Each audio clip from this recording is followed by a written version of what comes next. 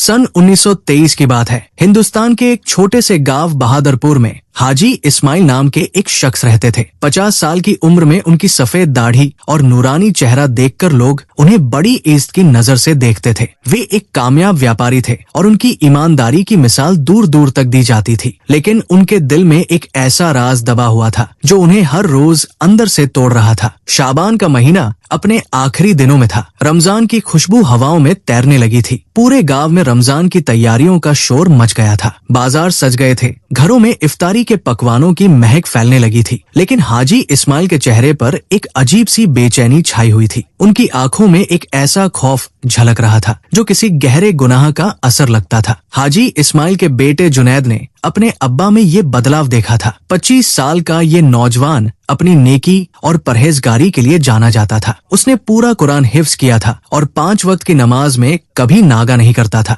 लेकिन पिछले कुछ दिनों से जुनैद ने देखा था कि उसके अब्बा रातों को ठीक से सो नहीं पाते। वे अक्सर तहज्जुद की नमाज के बाद घंटों रोते रहते थे। एक शाम की बात है। सूरज डूबने वाला था और आसमान लाल नारंगी रंगों से रंगा हुआ था। हाजी इस्माइल अपनी दुकान में अकेले बैठे एक पुरानी डायरी को देख रहे थे। वो डायरी इतनी पुरानी थी कि उसके पन्ने पीले पड़ चुके थे और कोनों से फट गए थे। हाजी इस्माइल उस डायरी को खोलते और बंद करते मानो कोई बहुत बड़ा फैसला न कर पा रहे हों। तभी जुनैद वहां पहुंचा। उसने दरवाजे से अंदर झांका तो देखा कि उसके अब्बा की आंखों में आंसू है। जुनैद का दिल बैठ गया। उसने अपने अब्बा को कभी इतना कमजोर और टूटा हुआ नहीं देखा था। जैसे ही हाजी इस्माइल को अपने बेटे की मौजूदगी का एहसास हुआ, उन्होंने जल्दी से डायरी को तिजोरी में छुपा दिया और आंसू पोंछ लिए। जुनैद अंदर आया लेकिन कुछ पूछ नहीं सका। हाजी इस्माइल ने एक बनावटी मुस्कान चेहरे पर लाई और कहा कि बस थोड़ी तबीयत ठीक नहीं है। लेकिन जुनैद जानता था कि ये कोई बीमारी नहीं बल्कि कुछ और ही बात है। उस रात खाने की दस्तरख्वान पर पूरा घराना जमा हुआ। हाजी इस्माइल की बीवी फातिमा बेगम, जो अपनी नेकी और भलाई के लिए मशहूर थी, रमजान की तैयारियों के बारे में बात कर रही थी। उन्होंने बताया कि इस बार वे गरीबों के लिए कितने खाने के पैकेट बनाएंगी और मस्जिद में इफ्तारी का इंतजाम कैसे करेंगी। हाजी इस्माइल की 2 बेटियां ज़ैनब और खदीजा, जो शादी के बाद अपने अपने घरों में रहती थी, वो भी अपने बच्चों के साथ आई हुई थी। लेकिन हाजी इस्माइल खामोश बैठे थे। उन्होंने खाने की तरफ देखा तक नहीं। उनका ध्यान कहीं और था, मानो वो किसी और ही दुनिया में खोए हुए हों। फातिमा बेगम ने अपने शौहर की हालत देखी लेकिन कुछ नहीं कहा। बरसों की शादीशुदा जिंदगी में उन्होंने सीखा था कि कब बोलना चाहिए और कब खामोश रहना चाहिए। खाना खत्म हुआ और सब अपने अपने कमरों में चले गए। लेकिन जुनैद को नींद नहीं आ रही थी। वो अपने बिस्तर पर करवटें बदलता रहा। आधी रात हो गई थी जब उसने अपने अब्बा के कमरे में अभी भी रोशनी जलती देखी। उसने हिम्मत जुटाई और अब्बा के कमरे की तरफ बढ़ा। दरवाजा थोड़ा सा खुला था। जुनैद ने अंदर झांका तो जो मंजर देखा वो उसकी जिंदगी भर नहीं भूला। हाजी इस्माइल अपनी जानमाज पर बैठे थे। वो पुरानी डायरी उनके हाथों में थी और वो फूट फूट कर रो रहे थे। उनके रोने की आवाज इतनी दर्दनाक थी कि जुनैद का कलेजा मुंह को आ गया। जुनैद ने दरवाजा खटखटाया। हाजी इस्माइल ने झटके से डायरी को तकिए के नीचे छुपाया और आंसू पोंछे। जुनैद अंदर आया और अपने अब्बा के पास बैठ गया। कुछ देर की खामोशी रही। फिर जुनैद ने धीरे से कहा कि अब्बा, आप मुझसे कुछ छुपा रहे हैं। मैं आपका बेटा हूँ, आप मुझ पर भरोसा कर सकते हैं। हाजी इस्माइल ने अपने बेटे की तरफ देखा। उनकी आंखों में दर्द था, शर्म थी और डर भी था। काफी देर बाद उन्होंने एक गहरी सांस ली और कहने लगे कि बेटा, 15 साल पहले मैंने एक ऐसा काम किया था जो मेरी जिंदगी का सबसे बड़ा गुनाह बन गया। उस वक्त भी रमजान आने वाला था और मैं सोचता था कि मैं सही कर रहा हूँ, लेकिन मैं गलत था, बहुत गलत था। जुनैद का दिल तेजी से धड़कने लगा। उसने पूछा कि क्या हुआ था अब्बा। हाजी इस्माइल ने कहा कि बेटा, अभी मैं तुम्हें पूरी बात नहीं बता सकता, लेकिन कल फजर की नमाज के बाद मैं तुम्हें सब कुछ बताऊंगा। बस इतना जान लो कि अगले 15 दिनों में हमारी जिंदगी पूरी तरह बदल सकती है। जुनैद ने पूछा कि कैसे अब्बा, क्या हुआ है। हाजी इस्माइल ने कहा कि बेटा, 3 दिन पहले एक खत आया था। उस खत में लिखा था कि अगर मैंने रमजान से पहले अपना गुनाह कबूल नहीं किया और उसे सुधारने की कोशिश नहीं की तो पहले रोजे के दिन पूरे गांव के सामने मेरी पोल खुल जाएगी, मेरी इज्जत मिट्टी में मिल जाएगी और तुम सबको शर्मिंदगी उठानी पड़ेगी। ये सुनकर जुनैद के होश उड़ गए। उसका अब्बा, जो पूरे गांव में इज्जत का मालिक था, उसके पास कौन सा ऐसा राज था जिससे इतना डर लग रहा था। हाजी इस्माइल ने आगे कहा कि वो खत किसी ऐसे शख्स ने भेजा है जो 15 साल से खामोश था, लेकिन अब उसने बोलने का फैसला किया है। जुनैद ने हिम्मत करके पूछा कि अब्बा, क्या आपने किसी का हक मारा है? क्या आपने कोई चोरी की है? हाजी इस्माइल ने सिर हिलाया और कहा कि नहीं बेटा, मामला इससे भी ज्यादा पेचीदा है। मैंने जो किया वो कानूनी तौर पर सही था, लेकिन दिल से, ईमान से ये बहुत बड़ा धोखा था। रात गहराती गई। हाजी इस्माइल ने अपने बेटे से कहा कि आज की रात बस सब्र करो, कल सुबह मैं तुम्हें पूरी कहानी सुनाऊंगा। उस कहानी में एक दोस्त है, एक वादा है, 5,000 रुपए है और एक ऐसा घर है जिसे मैंने बेच दिया था। जुनैद उठकर अपने कमरे में चला गया, लेकिन उसकी आंखों में नींद कहाँ थी। उसका दिमाग हजारों सवालों से भरा हुआ था। कौन था वो दोस्त? क्या वादा था? किस घर की बात हो रही है? और सबसे बड़ी बात, क्यों उसके अब्बा को लग रहा था कि रमजान से पहले ही सब कुछ खत्म हो जाएगा। बाहर तेज हवा चलने लगी थी, खिड़कियां खड़खड़ा रही थी और पेड़ों की शाखाएं हवा में झूल रही थी। मौसम बदल रहा था, आसमान में काले बादल घिर आए थे, मानो कुदरत भी जानती थी कि एक बड़ा तूफान आने वाला है। फातिमा बेगम भी जाग रही थी। उन्हें अपने शौहर की हालत की फिक्र थी। उन्होंने खामोशी से दुआ मांगी कि अल्लाह उनके घर को किसी मुसीबत से बचाए। रात धीरे धीरे सुबह में बदली। अजान की आवाज गूंजी। हाजी इस्माइल उठे, वुजू किया और नमाज पढ़ी, लेकिन आज की नमाज में उनका दिल नहीं लग रहा था। उन्हें लग रहा था जैसे वो अल्लाह के सामने खड़े होने के लायक ही नहीं है। नमाज के बाद जुनैद अपने अब्बा के कमरे में आया। हाजी इस्माइल ने वो पुरानी डायरी निकाली और उसे जुनैद के हाथों में थमा दी। डायरी खोलते ही जुनैद ने पहले पन्ने पर एक नाम देखा, रहीमुल्लाह खान, सुल्तानपुर। हाजी इस्माइल ने अपनी कहानी शुरू की। उन्होंने बताया कि 15 साल पहले ठीक आज की तरह शाबान की 20वीं तारीख को रहीमुल्लाह खान नाम का एक शख्स उनकी दुकान पर आया था। रहीमुल्लाह उनका बचपन का दोस्त था। दोनों ने साथ में मदरसे में पढ़ाई की थी, साथ में खेले थे, साथ में बड़े हुए थे। रहीमुल्लाह बहुत मुसीबत में था। उसके अब्बा का इंतकाल हो गया था और कर्जों का बोझ उसके सिर पर आ गया था। उसकी 3 बहनें थी जिनकी शादी करनी थी। उसकी अम्मी बीमार थी और उसका कारोबार डूबने वाला था। रहीमुल्लाह हाजी इस्माइल के पास एक तजवीज लेकर आया था। उसे कश्मीर से केसर खरीदने का मौका मिला था। वो केसर बहुत सस्ते में मिल सकता था और दिल्ली और कलकत्ता में बेचने पर 3 गुना फायदा हो सकता था। लेकिन रहीमुल्लाह के पास पैसे नहीं थे। उसे 5,000 रुपए चाहिए थे। रहीमुल्लाह ने हाजी इस्माइल से मदद मांगी। उसने कहा कि अगर हाजी साहब 5,000 रुपए लगा दे तो वो केसर खरीदेगा, बेचेगा और फायदे में बराबर का हिस्सा देगा। रहीमुल्लाह ने कुरान की कसम खाई, अल्लाह की कसम खाई, दोस्ती की कसम खाई कि वो पैसे वापस करेगा। हाजी इस्माइल ने सोचा 5,000 रुपए उनकी पूरी जमा पूंजी का आधा था, लेकिन रहीमुल्लाह उनका दोस्त था, उनका भाई था और रमजान आने वाला था, वो महीना जिसमें भलाई करनी चाहिए। हाजी इस्माइल ने हाँ कर दी, लेकिन एक शर्त रखी। चूंकि ये इतनी बड़ी रकम थी, इसलिए कुछ जमानत चाहिए। रहीमुल्लाह ने अपने पुश्तैनी घर की रजिस्ट्री हाजी इस्माइल को दे दी। वो घर सुल्तानपुर में था और उसकी कीमत 5,000 से बहुत ज्यादा थी। एक एग्रीमेंट लिखा गया कि अगर 1 साल में रहीमुल्लाह पैसे वापस नहीं करेगा तो घर हाजी इस्माइल का हो जाएगा। हाजी इस्माइल ने 5,000 रुपए दे दिए। रहीमुल्लाह की आंखों में खुशी के आंसू आ गए। उसने हाजी इस्माइल को गले लगाया और कहा कि ये एहसान वो जिंदगी भर नहीं भूलेगा। अगले दिन रहीमुल्लाह कश्मीर के लिए रवाना हो गया। पहले महीने खत आते रहे। रहीमुल्लाह ने लिखा कि सब ठीक चल रहा है, केसर मिल गया है, जल्द ही वो वापस आएगा।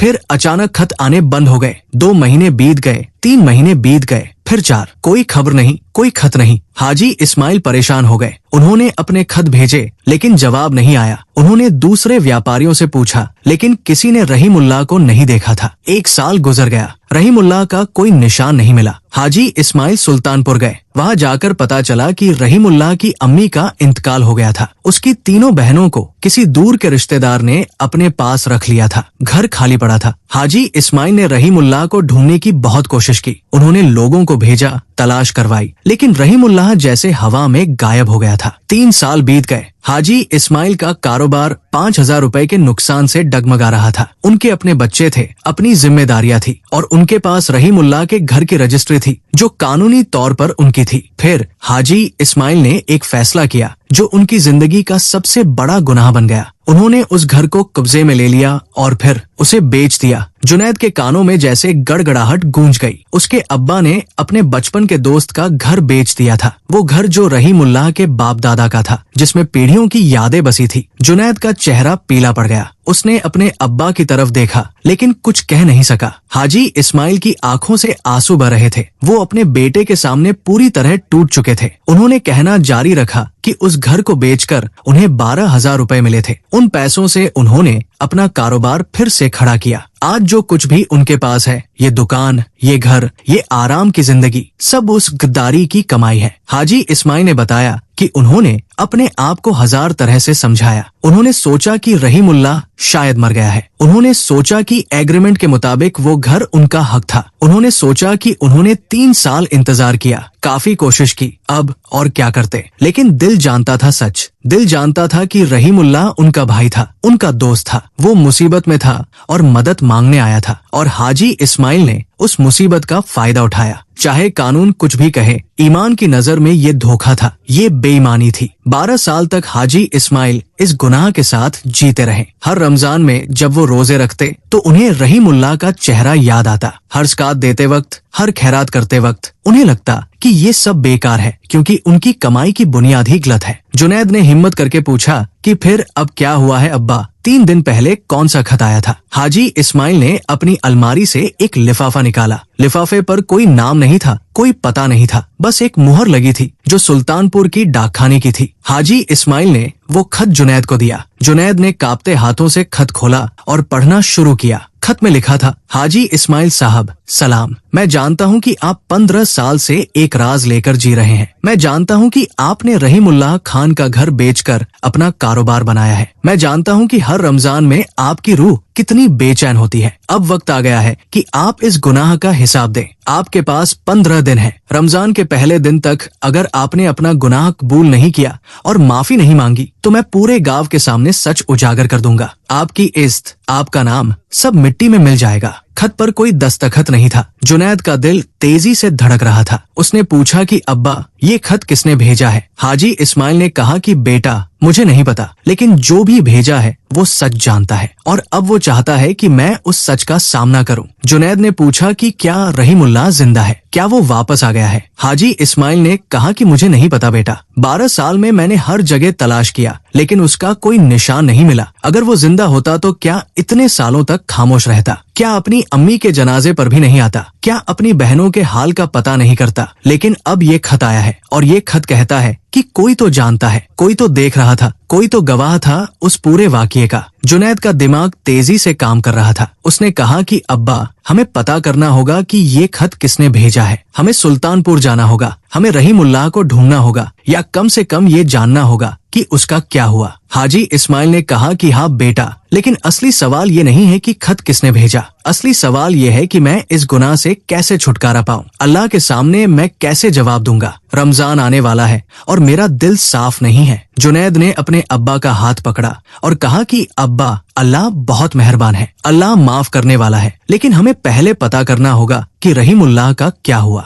अगर वो जिंदा है तो हम उससे माफी मांगेंगे, अगर वो नहीं रहा तो हम उसकी बहनों को ढूंढेंगे और उनका हक अदा करेंगे। हाजी इस्माइल की आंखों में एक उम्मीद की किरण जगी। उन्होंने अपने बेटे को देखा और पहली बार कई दिनों में उनके चेहरे पर एक सच्ची मुस्कान आई। उन्होंने कहा कि बेटा, तुम सही कह रहे हो, हमें सुल्तानपुर जाना होगा। उसी दिन दोपहर को हाजी इस्माइल और जुनैद ने सुल्तानपुर जाने का फैसला किया। सुल्तानपुर बहादुरपुर से 30 किलोमीटर दूर था। वो बैलगाड़ी से जाने वाले थे जिसमें पूरा दिन लग जाता। फातिमा बेगम को जब पता चला कि उनके शौहर और बेटा सुल्तानपुर जा रहे हैं तो उन्होंने पूछा कि क्या बात है। हाजी इस्माइल ने अपनी बीवी को सब कुछ बता दिया। फातिमा बेगम ने पहले तो कुछ नहीं कहा, बस अपने शौहर को गौर से देखा। फिर उन्होंने कहा कि जो गलती हो गई उसे सुधारना जरूरी है, चाहे कितनी भी कीमत चुकानी पड़े। अगली सुबह फजर की नमाज के बाद हाजी इस्माइल और जुनैद सुल्तानपुर के लिए रवाना हो गए। रास्ता लंबा था और धूप तेज थी। बैलगाड़ी धीरे धीरे चल रही थी। रास्ते में हाजी इस्माइल ने जुनैद को रहीमुल्लाह के बारे में और बताया। रहीमुल्लाह एक बहुत नेक दिल इंसान था। वो हमेशा दूसरों की मदद करता था। उसकी आवाज बहुत खूबसूरत थी और वो मस्जिद में अजान दिया करता था। लोग उसे बहुत प्यार करते थे, लेकिन किस्मत ने उसका साथ नहीं दिया। उसके अब्बा के इंतकाल के बाद सब कुछ बिखर गया। दोपहर होते होते वो सुल्तानपुर पहुंच गए। गांव छोटा था और शांत। हाजी इस्माइल को वो जगह याद थी जहां रहीमुल्लाह का घर हुआ करता था। जब वो वहां पहुंचे तो देखा कि अब वहां एक नया घर बना हुआ था। पुराना घर तोड़ दिया गया था और उसकी जगह पर एक बड़ी हवेली खड़ी थी। हाजी इस्माइल का दिल बैठ गया। वो हवेली देखकर उन्हें अपने गुनाह का एहसास और भी गहरा हो गया। उन्होंने उस घर को बेचा था एक शख्स को जिसने उसे तोड़कर नया घर बना लिया था। रहीमुल्लाह के बाप दादा की निशानी भी मिट गई थी। जुनैद ने पूछा कि अब्बा हम किससे पूछें? हाजी इस्माइल ने कहा कि चलो पुरानी मस्जिद में चलते हैं, वहाँ के मौलवी साहब शायद कुछ बता सके। वो दोनों मस्जिद की तरफ बढ़े। मस्जिद गांव के बीचों बीच थी। एक बूढ़े मौलवी साहब वहाँ बैठे कुरान पढ़ रहे थे। हाजी इस्माइल ने सलाम किया और अपना परिचय दिया। मौलवी साहब ने उन्हें पहचान लिया। उन्होंने कहा कि हाँ, मैं आपको जानता हूँ, आप हाजी इस्माइल है बहादुरपुर से। हाजी इस्माइल ने पूछा कि मौलवी साहब क्या आपको रहीमुल्लाह खान याद है? मौलवी साहब की आंखों में उदासी छा गई। उन्होंने कहा कि कैसे भूल सकता हूँ, रहीमुल्लाह बहुत नेक लड़का था, लेकिन किस्मत ने उसका साथ नहीं दिया। हाजी इस्माइल ने पूछा कि क्या आपको पता है कि रहीमुल्लाह का क्या हुआ? क्या वो कभी वापस आया? मौलवी साहब ने सिर हिलाया और कहा कि नहीं, वो कभी वापस नहीं आया। उसकी अम्मी उसका इंतजार करते करते इस दुनिया से चली गई। उसकी बहनों को दूर के रिश्तेदार ले गए और उसका घर बिक गया। हाजी इस्माइल का गला भर आया। उन्होंने पूछा कि क्या किसी को पता है कि रहीमुल्लाह कहाँ गया, उसका क्या हुआ? मौलवी साहब ने कहा कि बहुत साल पहले एक शख्स आया था जो कश्मीर से आया था। उसने बताया था कि उसने कश्मीर में एक कब्र देखी थी जिस पर रहीमुल्लाह खान का नाम लिखा था, लेकिन पक्की खबर किसी को नहीं मिली। जुनैद का दिल डूब गया। तो क्या रहीमुल्लाह वाकई मर गया था? लेकिन फिर वो खत किसने भेजा था? हाजी इस्माइल ने पूछा कि मौलवी साहब क्या रहीमुल्लाह की बहनें अब कहाँ है? मौलवी साहब ने बताया कि उन्हें एक रिश्तेदार ले गया था जो दिल्ली में रहता था, लेकिन उसका पता मुझे नहीं मालूम। हाजी इस्माइल और जुनैद निराश होकर मस्जिद से बाहर आए। अब क्या करें? रहीमुल्लाह का कोई निशान नहीं, उसकी बहनों का पता नहीं, और सबसे बड़ी बात, वो रहस्यमयी खत भेजने वाला कौन था? तभी एक बूढ़ा आदमी उनके पास आया। उसने कहा कि मैंने आपकी बात सुनी, आप रहीमुल्लाह के बारे में पूछ रहे हैं। हाजी इस्माइल ने कहा कि हाँ, क्या आपको कुछ पता है? बूढ़े आदमी ने कहा कि मेरा नाम करीमुद्दीन है, मैं रहीमुल्लाह के घर का पड़ोसी था। मैंने वो सब देखा है जो उसके साथ हुआ। मैं जानता हूँ कि उसका घर कैसे बिका, मैं जानता हूँ कि उसकी अम्मी कैसे रोते रोते मरी, और मैं ये भी जानता हूँ कि रहीमुल्लाह क्यों कभी वापस नहीं आया। हाजी इस्माइल की सांसें रुक गई। उन्होंने पूछा कि क्या आप जानते हैं कि रहीमुल्लाह का क्या हुआ? करीमुद्दीन ने कहा कि हाँ, मैं जानता हूँ, लेकिन ये कहानी बहुत दर्दनाक है। जुनैद ने कहा कि कृपया हमें बताइए। करीमुद्दीन ने एक गहरी सांस ली और कहानी शुरू की। करीमुद्दीन ने हाजी इस्माइल और जुनैद को अपने घर ले गया। घर छोटा था लेकिन साफ सुथरा। उन्हें बिठाने के बाद करीमुद्दीन ने एक पुराना संदूक खोला और उसमें से कुछ खत निकाले। वो खत पीले पड़ चुके थे और उन पर कश्मीर की डाक की मुहर लगी थी। करीमुद्दीन ने कहना शुरू किया कि रहीमुल्लाह जब कश्मीर गया था तो उसके दिल में बड़ी उम्मीदें थी। वो सोचता था कि वो केसर का सौदा करके वापस आएगा, अपनी अम्मी का इलाज करवाएगा, अपनी बहनों की शादी करेगा और काराजा से आजाद हो जाएगा। लेकिन किस्मत को कुछ और ही मंजूर था। रहीमुल्लाह कश्मीर पहुंचा और उसने केसर के व्यापारियों से संपर्क किया। सब कुछ ठीक चल रहा था। उसने 5,000 रुपए में बहुत अच्छा केसर खरीद लिया। लेकिन फिर मुसीबत आई। वापसी के रास्ते में जब रहीमुल्लाह पहाड़ों से गुजर रहा था तो डाकुओं ने उस पर हमला कर दिया। उन्होंने सारा केसर लूट लिया। रहीमुल्लाह ने उनसे लड़ने की कोशिश की, लेकिन वो अकेला था और डाकू बहुत थे। लड़ाई में रहीमुल्लाह बुरी तरह जख्मी हो गया। डाकुओं ने उसे मरा समझकर पहाड़ की तलहटी में फेंक दिया, लेकिन रहीमुल्लाह की जान बची रही। कुछ गडरियों ने उसे ढूंढा और एक छोटे से गांव में ले गए। वहाँ एक हकीम ने उसका इलाज किया, लेकिन जख्म बहुत गहरे थे। रहीमुल्लाह कई महीनों तक जिंदगी और मौत के बीच झूलता रहा। जब वो थोड़ा ठीक हुआ तो उसकी हालत बहुत खराब थी। उसकी एक टांग काम नहीं कर रही थी, उसकी आँख की रोशनी आधी जा चुकी थी, और सबसे बुरी बात, उसकी याददाश्त कमजोर हो गई थी। वो अपना नाम तो याद रख सका, लेकिन बाकी बहुत कुछ भूल गया। करीमुद्दीन ने बताया कि रहीमुल्लाह ने उस छोटे से गांव के लोगों को एक खत लिखवाया। उस खत में उसने अपनी अम्मी को बताया कि वो जिंदा है लेकिन बहुत बीमार है। उसने लिखा कि वो जल्द वापस आने की कोशिश करेगा, लेकिन अभी वो चल भी नहीं सकता। वो खत कभी सुल्तानपुर नहीं पहुंचा, रास्ते में कहीं खो गया। महीनों बाद जब रहीमुल्लाह थोड़ा चल फिर सकने लायक हुआ तो उसने वापस जाने की कोशिश की, लेकिन उसके पास एक पैसा भी नहीं था। उसने उस गांव में मजदूरी करनी शुरू की। एक लंगड़े आधे अंधे आदमी को कौन काम देता? उसे जो मिलता उसी में गुजारा करता। 2 साल बीत गए। रहीमुल्लाह ने किसी तरह थोड़े पैसे इकट्ठे किए और वापस सुल्तानपुर की तरफ चल पड़ा। लेकिन ये सफर आसान नहीं था। उसे पैदल चलना पड़ता था क्योंकि पैसे कम थे। रास्ते में वो बीमार पड़ गया। उसे एक और गांव में रुकना पड़ा। करीमुद्दीन की आंखों में आंसू आ गए। उन्होंने कहा कि रहीमुल्लाह 3 साल बाद सुल्तानपुर पहुंचा, लेकिन जब वो पहुंचा तो सब कुछ बदल चुका था। उसकी अम्मी मर चुकी थी, उसकी बहनें दिल्ली जा चुकी थी और उसका घर, उसके बाप दादा का घर किसी और के नाम हो चुका था। हाजी इस्माइल का चेहरा सफेद पड़ गया। उन्होंने पूछा कि फिर रहीमुल्लाह ने क्या किया? करीमुद्दीन ने कहा कि रहीमुल्लाह टूट गया। वो मेरे पास आया, मैं उसका पड़ोसी था, उसका दोस्त था। उसने मुझे सारी कहानी सुनाई। उसने बताया कि कैसे डाकुओं ने उसे लूटा, कैसे वो जख्मी हुआ, कैसे उसने वापस आने की कोशिश की। मैंने उससे पूछा कि तुम हाजी इस्माइल के पास क्यों नहीं गए? वो तुम्हारा दोस्त है, उसने तुम्हें पैसे दिए थे। रहीमुल्लाह ने कहा कि मैं उनके पास कैसे जाऊं? मैंने उनके 5,000 रुपए डुबो दिए। मैं उन्हें क्या मुंह दिखाऊंगा? मेरे पास वापस करने को कुछ नहीं है। मैंने उससे कहा कि लेकिन हाजी साहब समझदार आदमी हैं, वो तुम्हारी हालत देखकर जरूर समझ जाएंगे। लेकिन रहीमुल्लाह ने कहा कि नहीं, मैं उनके सामने इस हालत में नहीं जा सकता। मैं एक लंगड़ा, आधा अंधा भिखारी बन गया हूँ। मेरी इज्जत क्या बची है? करीमुद्दीन ने बताया कि रहीमुल्लाह ने फैसला किया कि वो कभी किसी से नहीं मिलेगा। वो अपनी बहनों को भी नहीं ढूंढेगा, क्योंकि वो नहीं चाहता था कि वो उसे इस हालत में देखें। उसने मुझसे वादा लिया कि मैं किसी को नहीं बताऊंगा कि वो वापस आया है। रहीमुल्लाह एक छोटे से झोंपड़े में रहने लगा जो गांव के बाहर था। वो छोटे मोटे काम करके अपना गुजारा करता था। लोग उसे जानते तक नहीं थे। वो एक अनजान भिखारी की तरह जीने लगा। हाजी इस्माइल की आंखों से आंसू बहने लगे। उनका गला भर आया। उन्होंने पूछा कि फिर क्या हुआ? करीमुद्दीन ने कहा कि रहीमुल्लाह 2 साल तक उस तरह जिया।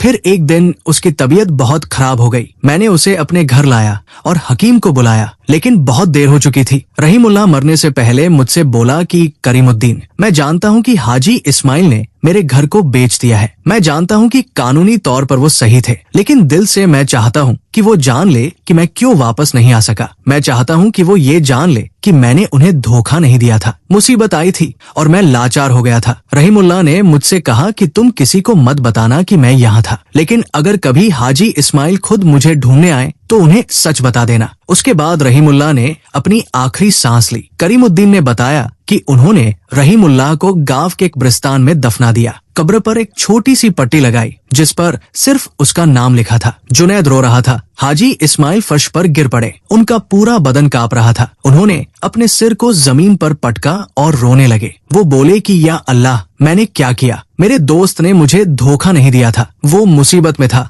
वो मरते दम तक मेरे बारे में सोचता रहा और मैंने उसका घर बेच दिया। करीमुद्दीन ने कहा कि हाजी साहब, रहीमुल्लाह आपसे नाराज नहीं था। उसने अपनी आखिरी सांसों में कहा था कि हाजी इस्माइल ने जो किया वो गलत नहीं था। एग्रीमेंट के मुताबिक वो सही थे, लेकिन वो चाहता था कि आप सच जान ले। हाजी इस्माइल ने पूछा कि वो खत जो मुझे मिला था वो किसने भेजा? करीमुद्दीन ने कहा कि मैंने भेजा था। मैं बहुत दिनों से सोच रहा था कि आपको बताऊं या नहीं, लेकिन जब रमजान आने लगा तो मैंने सोचा कि अब वक्त आ गया है। मैंने वो खत इसलिए भेजा क्योंकि मैं चाहता था कि आप सच जान ले। मैं चाहता था कि आप रहीमुल्लाह की कब्र पर आए। मैं चाहता था कि आप अपने दोस्त से माफी मांगे। जुनैद ने पूछा कि करीमुद्दीन साहब, रहीमुल्लाह की कब्र कहाँ है? करीमुद्दीन ने कहा कि आओ, मैं तुम्हें ले चलता हूँ। वो तीनों गांव के कब्रिस्तान की तरफ चल पड़े। कब्रिस्तान छोटा था और शांत। करीमुद्दीन ने उन्हें एक कोने में ले गया जहाँ एक साधारण सी कब्र थी। कब्र पर लिखा था रहीमुल्लाह खान, सुल्तानपुर। हाजी इस्माइल उस कब्र के सामने गिर पड़े। वो जोर जोर से रोने लगे। उन्होंने कहा कि रहीमुल्लाह, मेरे भाई, मेरे दोस्त, मुझे माफ कर दो। मैंने तुम्हारा घर बेच दिया। मैंने तुम्हारी अमानत को नहीं संभाला।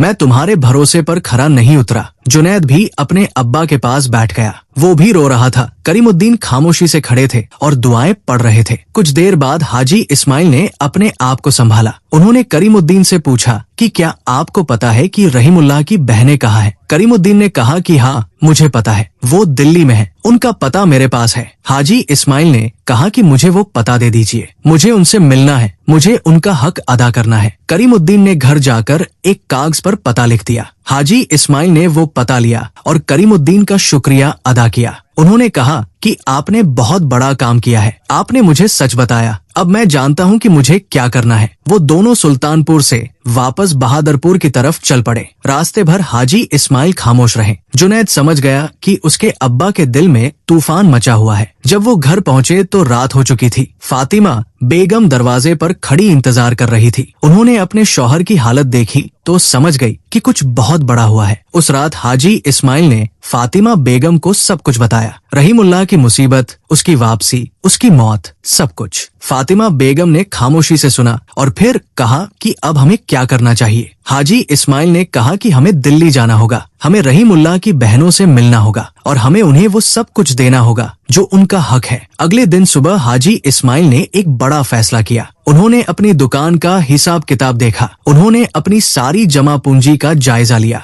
फिर उन्होंने एक रकम अलग रखी, 15,000 रुपए। ये वो रकम थी जो उन्होंने रहीमुल्लाह के घर को बेचकर कमाई थी, उस पर सालों का मुनाफा जोड़कर। जुनैद ने अपने अब्बा से पूछा कि ये 15,000 रुपए क्यों अलग कर रहे हैं। हाजी इस्माइल ने कहा कि बेटा, मैंने रहीमुल्लाह का घर 12,000 में बेचा था। अगर उस वक्त मैंने वो घर नहीं बेचा होता तो आज उस घर की कीमत कम से कम 15,000 होती। ये पैसे रहीमुल्लाह की बहनों का हक है। फातिमा बेगम ने कहा कि लेकिन इतने पैसे देने से तो हमारा अपना कारोबार कमजोर हो जाएगा। हाजी इस्माइल ने कहा कि जो कमाई हराम की बुनियाद पर हो उसमें बरकत नहीं होती। मैं चाहता हूँ कि मेरी कमाई साफ हो, हलाल हो, इसलिए चाहे कुछ भी हो जाए मैं ये हक अदा करूंगा। 2 दिन बाद हाजी इस्माइल, जुनैद और फातिमा बेगम दिल्ली के लिए रवाना हुए। दिल्ली का सफर लंबा था। ट्रेन में बैठे बैठे हाजी इस्माइल सोचते रहे कि वो रहीमुल्लाह की बहनों से क्या कहेंगे, कैसे उन्हें बताएंगे कि उनका भाई क्या तकलीफें झेल कर मरा, कैसे माफी मांगेंगे। दिल्ली पहुंचकर उन्होंने उस पते को ढूंढना शुरू किया जो करीमुद्दीन ने दिया था। पता पुरानी दिल्ली के एक मोहल्ले का था। तंग गलियां, पुराने घर और बहुत भीड़ भाड़। आखिरकार उन्हें वो घर मिल गया। घर छोटा था लेकिन साफ सुथरा। हाजी इस्माइल ने दरवाजा खटखटाया। एक बुजुर्ग आदमी ने दरवाजा खोला। हाजी इस्माइल ने अपना परिचय दिया और पूछा कि क्या रहीमुल्लाह खान की बहनें यहाँ रहती हैं? बुजुर्ग आदमी ने कहा कि हाँ, वो मेरी भतीजिया है। आप कौन हैं और क्यों उनसे मिलना चाहते हैं? हाजी इस्माइल ने कहा कि मैं उनके भाई रहीमुल्लाह का दोस्त था, मुझे उनसे जरूरी बात करनी है। बुजुर्ग आदमी ने उन्हें अंदर बुलाया। घर के अंदर 3 औरतें बैठी थी। वो रहीमुल्लाह की 3 बहनें थी, आमिना, सलमा और रुकिया। तीनों अब बुजुर्ग हो चुकी थी। उनके बाल सफेद हो गए थे और चेहरों पर जिंदगी की तकलीफों के निशान थे। हाजी इस्माइल ने सलाम किया और बैठ गए। कुछ देर की खामोशी के बाद हाजी इस्माइल ने पूछा कि क्या आप लोगों को पता है कि आपके भाई रहीमुल्लाह का क्या हुआ था? तीनों बहनों ने सिर हिलाया और कहा कि नहीं, हम नहीं जानते। वो कश्मीर गए थे और फिर कभी वापस नहीं आए। हमने सुना था कि शायद वो मर गए। हाजी इस्माइल की आंखों में आंसू आ गए। उन्होंने पूरी कहानी सुनाई। रहीमुल्लाह का कश्मीर जाना,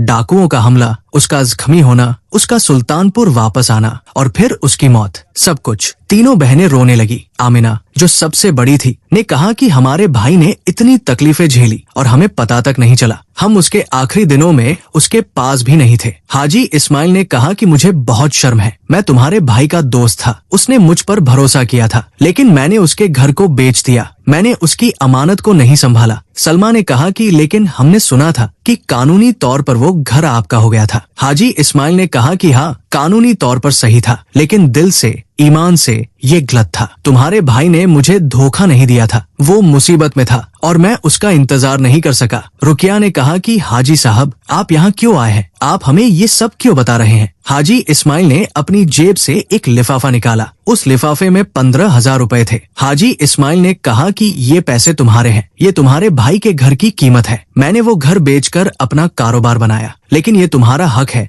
और मैं तुम्हें ये वापस कर रहा हूँ। तीनों बहनें हैरान रह गई। आमिना ने कहा कि लेकिन हाजी साहब, आपको ये करने की जरूरत नहीं है, कानून के मुताबिक वो घर आपका था। हाजी इस्माइल ने कहा कि नहीं, मुझे ये करने की बहुत जरूरत है। रमजान आने वाला है, मैं चाहता हूँ कि इस पवित्र महीने में मेरा दिल साफ हो। मैं चाहता हूँ कि अल्लाह के सामने मैं सच्चाई से खड़ा हो सकूं। सलमा ने कहा कि हाजी साहब, हम आपको माफ करते हैं। आपने जो किया वो गलत नहीं था। आप हमारे भाई के दोस्त थे, आपने उनकी मदद की थी। रुकिया ने भी कहा कि हाँ, हम आपसे नाराज नहीं हैं। लेकिन हाजी इस्माइल ने कहा कि मैं खुद से नाराज हूँ। मैंने अपने दोस्त का साथ नहीं दिया, मैंने सब्र नहीं किया, मैंने जल्दबाजी की और इसकी सजा मैंने 15 साल तक भुगती है। हर रोज, हर नमाज में मुझे रहीमुल्लाह का चेहरा याद आता है। आमिना ने वो लिफाफा लिया और कहा कि हाजी साहब, हम ये पैसे लेते हैं, लेकिन सिर्फ इसलिए नहीं कि ये हमारा हक है, बल्कि इसलिए कि आपका दिल साफ हो जाए। हम नहीं चाहते कि आप इस बोझ को और ढोए। हाजी इस्माइल ने आमिना के हाथों को पकड़ा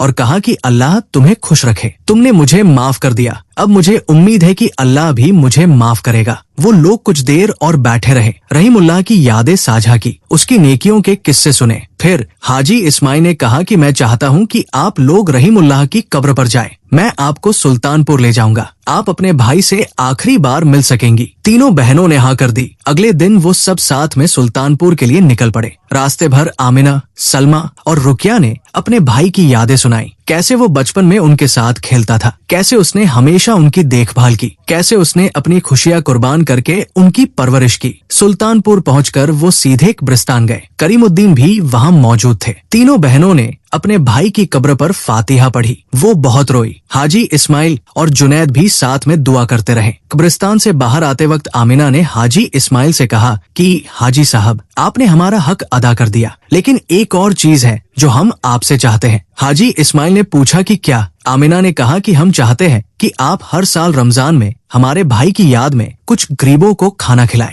हम चाहते हैं कि रहीमुल्लाह का नाम नेकी के साथ जुड़ा रहे। हाजी इस्माइल ने कहा कि मैं वादा करता हूँ, हर रमजान में मैं तुम्हारे भाई की याद में खैरात करूंगा। वो सब वापस दिल्ली आ गए। तीनों बहनों ने हाजी इस्माइल, जुनैद और फातिमा बेगम को बहुत दुआएं दी। उन्होंने कहा कि अल्लाह आपको जज़ाए खैर दे, आपने जो किया वो बहुत बड़ी बात है। हाजी इस्माइल, जुनैद और फातिमा बेगम बहादुरपुर वापस आ गए। रमजान आने में अब सिर्फ 5 दिन बचे थे। बहादुरपुर वापस आने के बाद हाजी इस्माइल में एक बदलाव आया। उनके चेहरे पर जो बोझ था, जो बेचैनी थी, वो अब नहीं थी। उनकी आंखों में एक सुकून था, एक शांति थी जो 15 सालों से गायब थी। जुनैद ने अपने अब्बा में ये बदलाव देखा। उसने महसूस किया कि माफी मांगने और हक अदा करने से इंसान के दिल को कितनी राहत मिलती है। उसने समझा कि ईमानदारी सिर्फ दूसरों के साथ नहीं, बल्कि खुद के साथ भी जरूरी है। लेकिन एक सवाल अभी भी बाकी था। वो रहस्यमयी खत जो 3 दिन पहले आया था, उसमें धमकी दी गई थी कि अगर हाजी इस्माइल ने रमजान से पहले अपना गुनाह कबूल नहीं किया तो पहले रोजे के दिन पूरे गांव के सामने सच उजागर हो जाएगा। हाजी इस्माइल ने फैसला किया कि वो खुद ही अपनी कहानी गांव वालों को बताएंगे। वो नहीं चाहते थे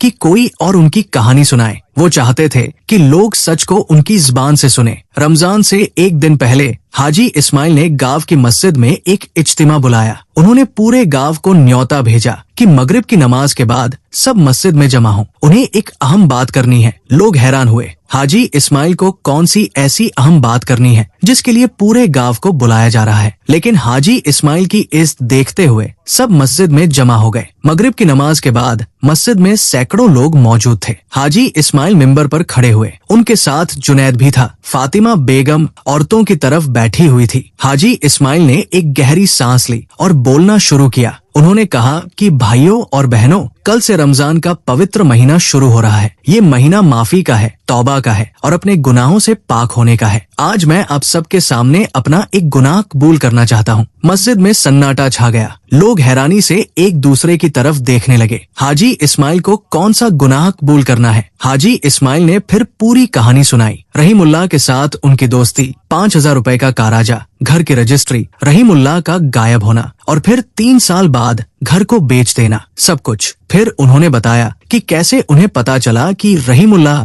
डाकुओं के हमले में जख्मी हुआ था, कैसे वो मुसीबत में फंसा था, कैसे वो वापस आया लेकिन शर्म की वजह से किसी से नहीं मिला और कैसे वो अकेला मर गया। हाजी इस्माइल ने बताया कि उन्होंने रहीमुल्लाह की बहनों को उनका हक दे दिया है। उन्होंने 15,000 रुपए उन्हें दिए हैं और उनसे माफी मांगी है। मस्जिद में लोग रो रहे थे। कुछ लोग हाजी इस्माइल की ईमानदारी पर हैरान थे, कुछ लोग रहीमुल्लाह की कहानी सुनकर दुखी थे। हाजी इस्माइल ने कहा कि मैं जानता हूँ कि कानूनी तौर पर मैंने कोई जुर्म नहीं किया, लेकिन ईमान की नजर में मैंने अपने दोस्त के साथ इंसाफ नहीं किया, मैंने सब्र नहीं किया, मैंने जल्दबाजी की और इसका बोझ मैं 15 साल तक ढोता रहा। आज मैं आप सबके सामने ये कबूल कर रहा हूँ ताकि आप लोग भी सीख लें। अगर आपके दिल में कोई बोझ है, कोई छुपा हुआ गुनाह है, कोई ऐसी बात है जो आपको बेचैन करती है, तो रमजान से पहले उसे साफ कर लीजिए। अल्लाह से माफी मांग लीजिए। जिसका हक मारा है उसे लौटा दीजिए, क्योंकि साफ दिल से किया गया रोजा ही असली रोजा है। हाजी इस्माइल ने अपनी बात खत्म की और मिंबर से उतर आए। पूरी मस्जिद में लोग खड़े होकर ताली बजाने लगे, लेकिन हाजी इस्माइल ने हाथ उठाकर उन्हें रोका। उन्होंने कहा कि मेरी तारीफ मत करिए, मैं कोई हीरो नहीं हूँ,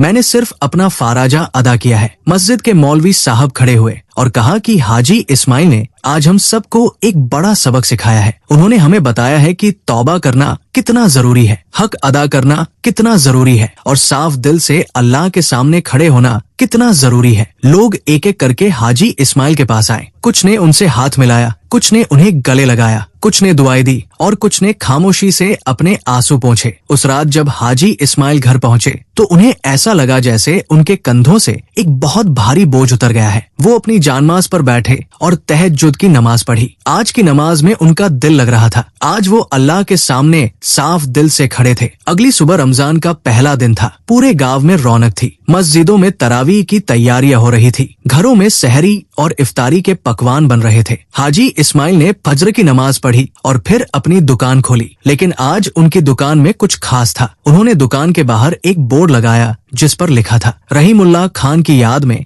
हर रोज 10 गरीबों के लिए मुफ्त इफ्तारी। जुनैद ने अपने अब्बा से पूछा कि आपने ये क्यों किया? हाजी इस्माइल ने कहा कि बेटा, मैंने रहीमुल्लाह की बहनों से वादा किया था कि हर रमजान में उनके भाई की याद में कुछ नेकी करूंगा। ये मेरा तरीका है उस वादे को पूरा करने का। पहले रोजे की इफ्तारी के वक्त हाजी इस्माइल की दुकान के सामने 10 गरीब लोग खड़े थे। हाजी इस्माइल ने अपने हाथों से उन्हें खाना परोसा। जुनैद और फातिमा बेगम भी साथ में थे। इफ्तारी के बाद एक बूढ़ा भिखारी हाजी इस्माइल के पास आया। उसने कहा कि हाजी साहब, अल्लाह आपको जज़ाए खैर दे, आपने बहुत बड़ा काम किया है। हाजी इस्माइल ने पूछा कि क्या मतलब? बूढ़े ने कहा कि मैं कल मस्जिद में था जब आपने अपनी कहानी सुनाई। आपकी ईमानदारी ने मेरा दिल छू लिया। मैं भी कई सालों से एक गुनाह छुपाए बैठा था, लेकिन आपको देखकर मुझे भी हिम्मत मिली। आज मैंने भी अपने गुनाह से तौबा कर ली और जिसका हक मारा था उसे वापस कर दिया। हाजी इस्माइल की आंखों में आंसू आ गए। उन्होंने समझ लिया कि अल्लाह ने उनकी तौबा कबूल कर ली। सिर्फ उनकी तौबा ही नहीं,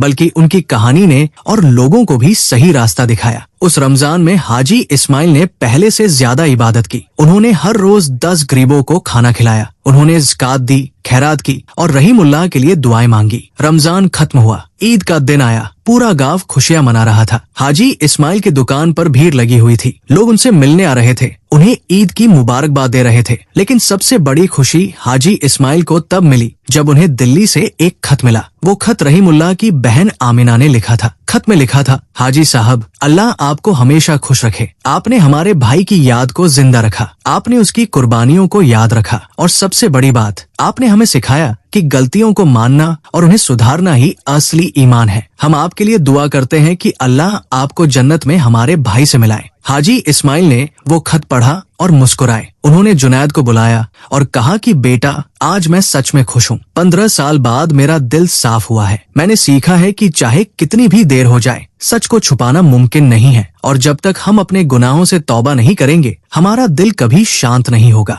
जुनैद ने अपने अब्बा को गले लगाया और कहा कि अब्बा, आपने मुझे जिंदगी का सबसे बड़ा सबक सिखाया है। आपने मुझे बताया है कि ईमानदारी सिर्फ दूसरों के साथ नहीं, बल्कि खुद के साथ भी जरूरी है। उस दिन के बाद से हाजी इस्माइल हर रमजान में रहीमुल्लाह की याद में गरीबों को खाना खिलाते रहे। उनकी कहानी पूरे इलाके में मशहूर हो गई। लोग उन्हें और भी ज्यादा इज्जत की नजर से देखने लगे और जुनैद ने अपने अब्बा से सीखी हुई बातों को अपनी जिंदगी में अपनाया। जब भी उसे कोई मुश्किल फैसला लेना होता तो वो अपने अब्बा की कहानी याद करता और सही रास्ता चुनता। सालों बाद जब हाजी इस्माइल इस दुनिया से रुखसत हुए तो उनकी नमाज़े जनाजा में हजारों लोग शामिल हुए। लोगों ने कहा कि हाजी इस्माइल सिर्फ एक व्यापारी नहीं थे, बल्कि एक सच्चे मुसलमान थे जिन्होंने अपनी गलती को माना, तौबा की और हक अदा किया। और आज भी बहादुरपुर में लोग रहीमुल्लाह और हाजी इस्माइल की कहानी सुनाते हैं। वो कहानी जो सिखाती है कि रमजान की असली तैयारी बाजार से सामान खरीदना नहीं, बल्कि अपने दिल को साफ करना है, अपने गुनाहों से तौबा करना है और जिसका हक मारा है उसे वापस करना है। क्योंकि साफ दिल से किया गया रोजा, साफ दिल से की गई इबादत और साफ दिल से मांगी गई माफी ही अल्लाह को सबसे ज्यादा पसंद है।